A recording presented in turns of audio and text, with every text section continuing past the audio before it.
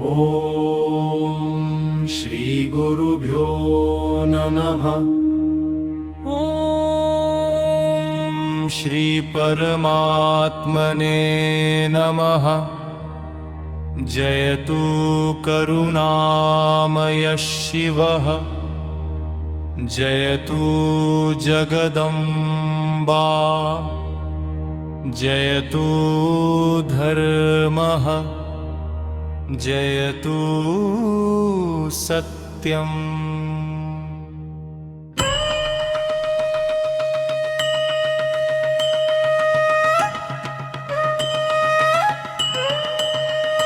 ध्यायामि शान्तस्वरूपां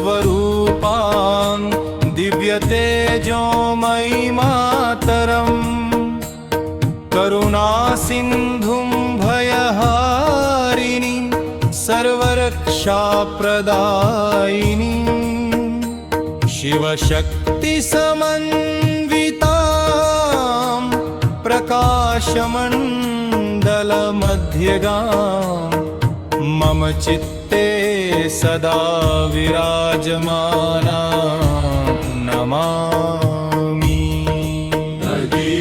अस्य रक्षास्तोत्रस्य परमात्मा देवता, सर्वदुष्प्रभावशान्त्यर्थम्, आत्मबलवृद्ध्यर्थं, धर्मसंरक्षणार्थं, शान्तिसिद्ध्यर्थं विनियोगम्। ॐ गुरवे नमः। ॐ शिवाय शिरसि नमः। ॐ शक्तैशिखाय नमः। ॐ सत्याय कवचाय नमः। ॐ तेजसे नेत्रयो नमः।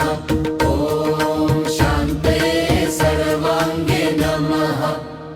करन्यास ॐ शिवशक्तिभ्याम् अङ्गुष्ठाभ्यां नमः। ॐ रक्षायै तर्जनीभ्यां नमः। ॐ तेजसे मध्यमाभ्यां नमः। ॐ शान्तये अनामिकाभ्यां नमः। कनिष्ठिकाभ्यां नमः। सर्वमङ्गलाय करतलकर पृष्ठाभ्यां नमः। अङ्गन्यास ॐ शिवाय हृदयाय नमः। ॐ शक्तये शिरसे स्वाहा।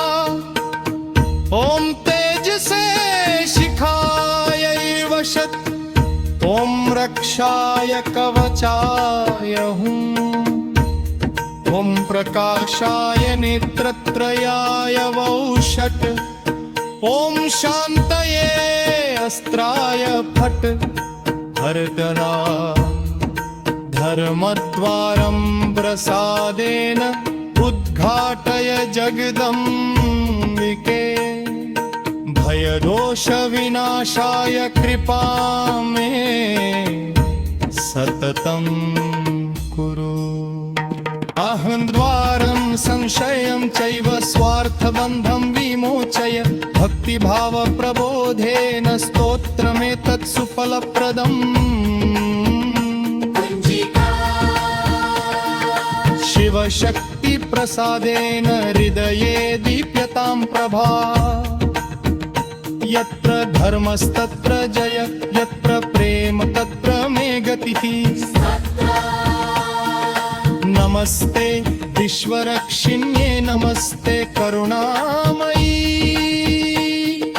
हदीय तेजसा देवी सर्वभीतिर्विनश्यतु।